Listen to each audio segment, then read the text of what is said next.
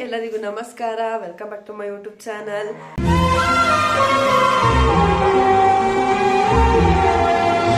ಯಾರೆಲ್ಲ ನನ್ನ ಚಾನಲ್ನ ಫಸ್ಟ್ ಟೈಮ್ ನೋಡ್ತಾ ಇದ್ದೀರಾ, ಪ್ಲೀಸ್ ಬೇಗ ಬೇಗ ಎಲ್ಲರೂ ನನ್ನ ಚಾನಲ್ನ ಸಬ್ಸ್ಕ್ರೈಬ್ ಮಾಡ್ಕೊಂಡು ವಿಡಿಯೋಸ್ನ ನೋಡಿ.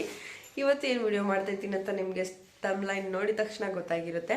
ಇವತ್ತು ಸೇಮ್ ನಿನ್ನೆ ಥರನೇ ನಾರ್ಮಲ್ ವ್ಲಾಗ್ ಮಾಡ್ತಾ ಇದ್ದೀನಿ. ಇವತ್ತಿಗೆ ನಮ್ಮ ಮನೇಲಿ 4 ದಿನ ಆಯಿತು ಅಷ್ಟನ್ನ ಎಲ್ಲ ಕೀಳಕ್ಕೆ ಸ್ಟಾರ್ಟ್ ಮಾಡಿ.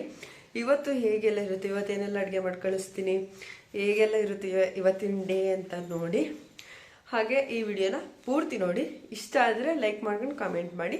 ಬನ್ನಿ ಇವಾಗ ಹೇಗೆ ಇದೇ ನನ್ನ ದಿನ ಅಂತ ತೋರಿಸ್ತೀನಿ. ಇವಾಗಷ್ಟೇ ಎದ್ದಿದ್ದೀನಿ, ಇನ್ನು ಬೆಡ್ಡು ಕೂಡ ಏನು ಕ್ಲೀನಾಗಿ ಅರೇಂಜ್ ಮಾಡಿಲ್ಲ. ಈಗ ಎಲ್ಲದನ್ನ ರೆಡಿ ಮಾಡಬೇಕು. ಫುಲ್ಲು ಗಂಟ್ಲೆಲ್ಲ ಒಂಥರ ಕಿರಿಕಿರಿ ಮಾಡ್ತಿತ್ತು, ಅದಕ್ಕೆ ಈಗ ಮಸಾಲೆ ಟೀ ಮಾಡ್ತಾಯಿದ್ದೀನಿ.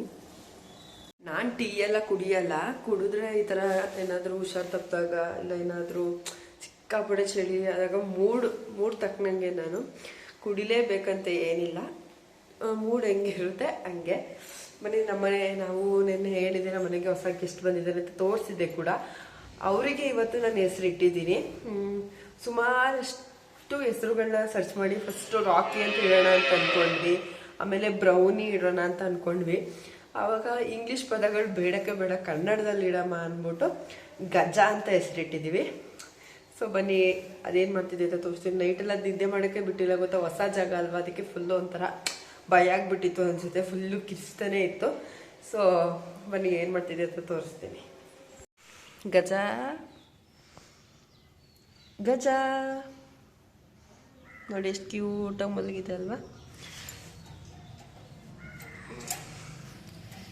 ನಮ್ಮ ಮನೆಯ ಗಜ ಗಜ ಬೇಬಿ ಮಲ್ಕೊ.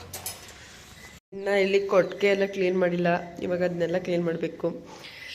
ಇನ್ನು ನಮ್ಮೆರಡು ಕರು ಇಲ್ಲೇ ಇರುತ್ತೆ. ನೆನ್ನೆ ತೋರಿಸಿದ್ದೀನಿ ಅಲ್ವಾ, ಅದೊಂದು ಸುಮಾರು ಒಂದು 3 ತಿಂಗಳು 4 ತಿಂಗಳು ಗಂಟ ಮನೆಯಲ್ಲೇ ಇರುತ್ತೆ. ನೆನ್ನೆ 5 ಜನಕ್ಕೆ ಅಡುಗೆ ಮಾಡಿ ಕೊಟ್ಟು ಕಳಿಸಿದೆ. ಇವತ್ತು ನೋಡಬೇಕು ಎಷ್ಟು ಜನ ಬರ್ತಾರೆ ಅಂತ.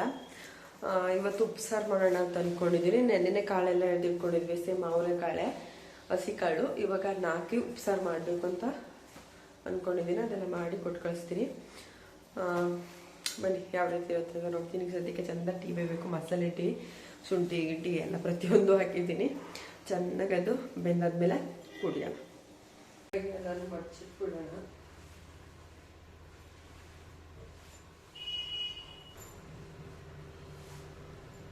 ಈ ವಸ್ತು ನಮ್ಮ ಮನೇಲಿ ಮಾತ್ರ ಇರೋದ, ನಿಮ್ಮ ಮನೇಲಿ ಇದೆಯಾ ಅಂತ ಕಮೆಂಟ್ ಮಾಡಿ ತಿಳಿಸ್ಲೇಬೇಕು ನೀವು ನನಗೆ.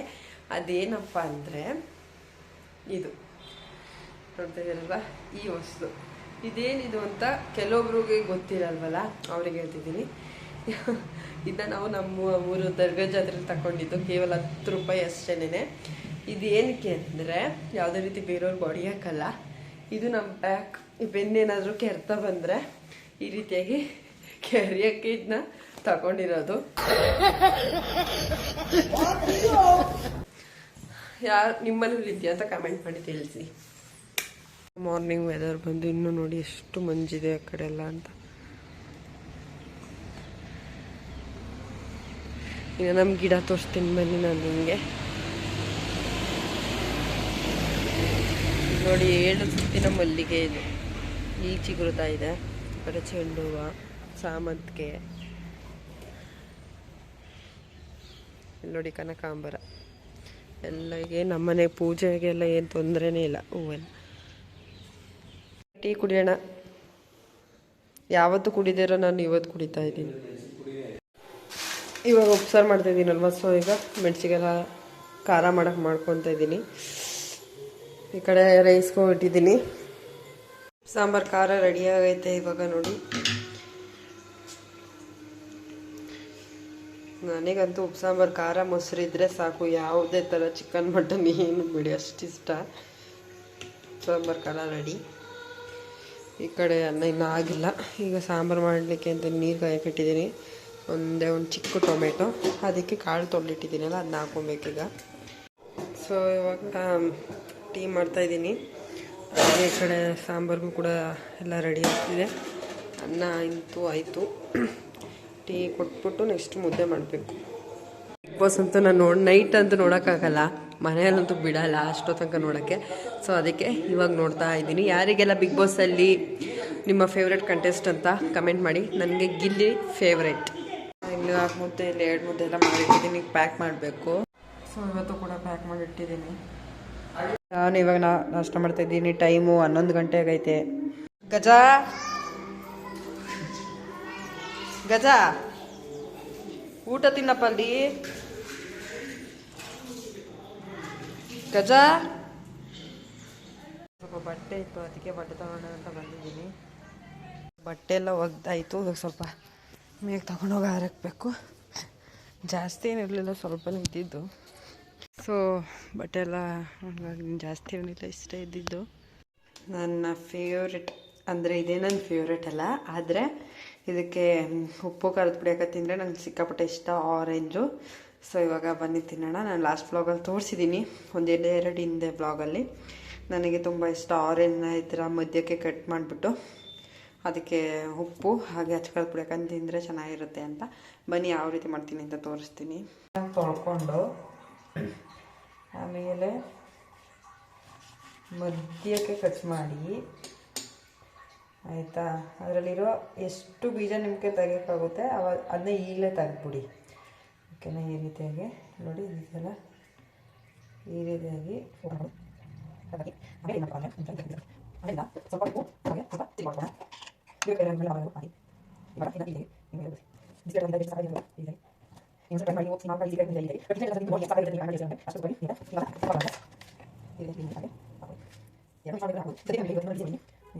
ಸೊ ಇವಾಗಷ್ಟೇ ಎಲ್ಲ ಕೆಲಸ ಮುಗಿಸಿದ್ದೀನಿ. ಈಗ ಆಲ್ರೆಡಿ ಮಧ್ಯಾಹ್ನ ಆಗೇ ಹೋಯಿತು.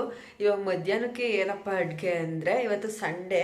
ಸೊ ಹಾಗಾಗಿ ಇವತ್ತು ನಮ್ಮ ಮನೇಲಿ ಏನು ಸ್ಪೆಷಲ್ ಮಾಡ್ತಾಯಿದ್ದೀವಿ ಅಪ್ಪ ಅಂದರೆ, ಮೀನು ಸಾಂಬಾರು ಮಾಡ್ತಾಯಿದ್ದೀವಿ. ಫಿಶ್ ಅಂದರೆ ನಂಗೆ ಸಿಕ್ಕಾಪಟ್ಟೆ ಇಷ್ಟ, ನಾನ್ ವೆಜ್ ಅಂತ ಬಂದರೆ. ಸೊ ಇವಾಗ ತಂದಿದ್ದಾರೆ. ಬನ್ನಿ ಯಾವ ಮೀನು ಏನು ಎತ್ತ ಅಂತ ತೋರಿಸ್ತೀನಿ, ಹಾಗೆ ಯಾವ ರೀತಿ ಪ್ರಿಪೇರ್ ಮಾಡ್ತೀವಿ ಅಂತಲೂ ಕೂಡ ತೋರಿಸ್ತೀನಿ. ಬನ್ನಿ. ಇದೇ ಮೀನು, ಇನ್ನೂ ಏನು ವಾಶ್ ಮಾಡಿಲ್ಲ, ಜಸ್ಟ್ ಇವಾಗಷ್ಟೇ ತಂದಿರೋದು. ಈ ಮೀನಿನ ಹೆಸರು ನನಗಂತೂ ಗೊತ್ತಿಲ್ಲ, ಬಟ್ 3 kg ಏನೋ ತರಿಸಿದ್ದೀವಿ. ಹೀಗೆ ಸ್ವಲ್ಪ ಉಪ್ಪು ಹಾಗೆ ಅಚ್ಕರದ ಪುಡಿ ಹಾಕ್ಬಿಟ್ಟು ಮಿಕ್ಸ್ ಮಾಡಿ ಮಡಗ್ಬಿಡ್ತೀನಿ. ಆವಾಗ ಮೀನು ಸಪ್ಪೆ ಸಪ್ಪೆ ಅಂತ ಅನಿಸಲ್ಲ, ಸಾಂಬಾರ ಜೊತೆ ಚೆನ್ನಾಗಿರುತ್ತೆ, ಫುಲ್ಲು ಟೇಸ್ಟ್ ಸಿಗುತ್ತೆ. ಸೊ ಹಾಗಾಗಿ ಈಗ ಕಲಸಿಟ್ಬಿಡೋಣ. ಮಿಕ್ಸ್ ಮಾಡಿದ್ದೀನಿ. ನಾವು ಸಾಂಬಾರಿಗೆ ಮಸಾಲೆ ರೆಡಿ ಮಾಡೋ ತನಕ ಸ್ವಲ್ಪ ಹಂಗೆ ಮ್ಯಾರಿನೇಟ್ ಥರ ಸ್ವಲ್ಪ ಹೊತ್ತು ಆಗಲಿ, ಆಗ ಚೆನ್ನಾಗಿ ಉಪ್ಪು ಖಾರ ಇಟ್ಕೊಂಡಿರುತ್ತೆ. ಸೊ ಇವನ್ನೇನು ಮೀನು ಸಾಂಬಾರು ರೆಡಿ ಆಗುತ್ತೆ. ಈಗ ಮೀನು ಹಾಕಿದ್ದೀನಿ. ಮೀನು ಹಾಕ್ಬಿಟ್ಟು ಮೇಲೆ ಮುಚ್ಚಬಾರ್ದು, ಒಂದು 5 ನಿಮಿಷ ಹಂಗೆ ಬೆಂದರೆ ಸಾಕು. ಮೀನು ಫ್ರೈ ಅಲ್ಲ, ಸಾರಿ, ಮೀನು ಸಾಂಬಾರು ರೆಡಿ ಆಗಿಬಿಡುತ್ತೆ.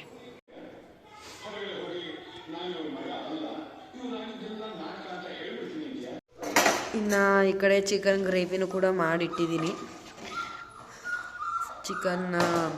ಮೀನು ತಿನ್ನಲ್ಲ, ಸೊ ಹಾಗಾಗಿ ಚಿಕನ್ ಗ್ರೇವಿನೂ ಮಾಡಿದ್ದೀನಿ. ಇದಿಷ್ಟು ನನ್ನ ವ್ಲಾಗ್. ನೆಕ್ಸ್ಟ್ ವ್ಲಾಗಲ್ಲಿ ಸಿಗ್ತೀನಿ, ಅಲ್ಲಿವರೆಗೂ ವೆಯ್ಟ್ ಮಾಡ್ತಾ ಇರಬೇಕು. ಹಾಗೆ ಎಲ್ಲ ಬೇಗ ಸಬ್ಸ್ಕ್ರೈಬ್ ಮಾಡ್ಕೊಂಡು ಅಲ್ಲಿ ಹುಡುಗಿಗೆ ಸಪೋರ್ಟ್ ಮಾಡಿ ಬೆಳೆಸಿ. ಓಕೆ, ನೆಕ್ಸ್ಟ್ ವಿಡಿಯೋದಲ್ಲಿ ಸಿಗ್ತೀನಿ, ಅಲ್ಲಿವರೆಗೂ ವೆಯ್ಟ್ ಮಾಡ್ತಾ ಇರಿ. ಬಾಯ್.